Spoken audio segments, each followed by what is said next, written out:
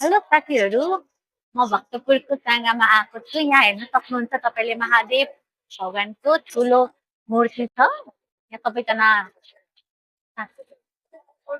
हेर्न आउनु भएको छ। त्यसको रमणीय छेड हेर्नलाई म पनि आएको छु। लाइक हेर्न सक्नुहुन्छ ठुलो बनेको छ।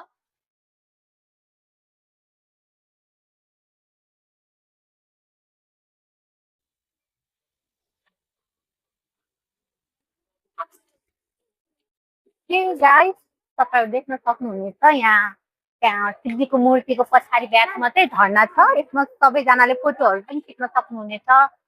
आएर देख्न सक्नुहुनेछ यहाँ मान्छेले फोटो नि खिचिरहेको छ। यही हो यहाँको विशेषता भनेको यति नै छ। अरू त त्यही घुम्ने हो। So, यहाँबाट हेर्न सक्नुहुन्छ यो भक्तपुरको भ्यू हो। यहाँ सबै देखिन्छ तर अलि बाटो बनाइरह भएर अलिक स्वालो स्वालो लागेको छ धुलोले गर्दा। राम्रो भ्यू देखिन्छ यहाँबाट। तपाईँहरू आएर भिजिट गर्न सक्नुहुन्छ यहाँको भ्यूहरू।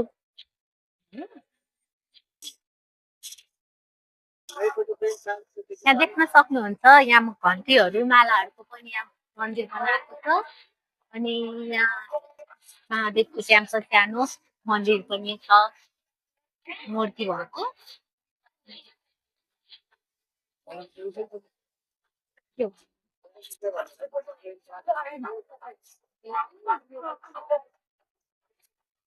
अब यहाँ हामी तलतिर जाँदैछौँ। त्यतातिरको भ्यू हजुरलाई हेर्न सक्नुहुनेछ। एकदमै रमणीय ठाउँ छ। त्यस आएर भिजिट गर्न सक्नुहुनेछ। आज मौसमले पनि साथ दिएछ, खासै गर्मी छैन, वेदर ठिकै छ। नत्रै एटमोस्ट 2-4 दिन भयो लास्टै गर्मी भएको थियो काठमाडौँतिर। हेर्नु हामी तल जाँदैछौँ।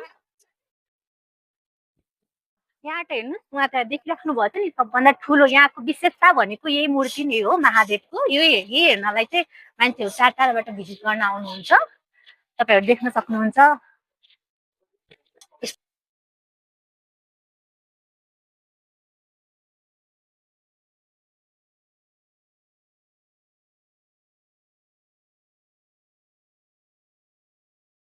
यहाँ त तपाईँहरू देख्न सक्नुहुन्छ यो तलको भ्यूबाट चाहिँ सबै क्लियरली देखिन्छ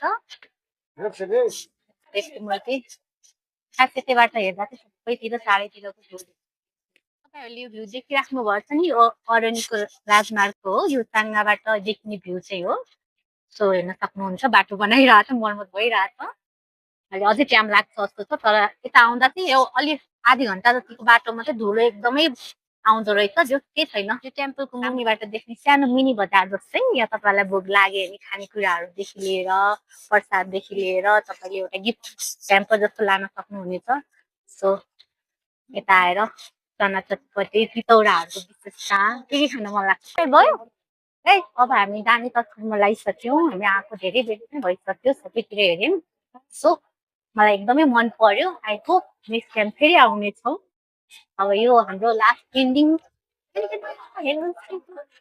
वाउ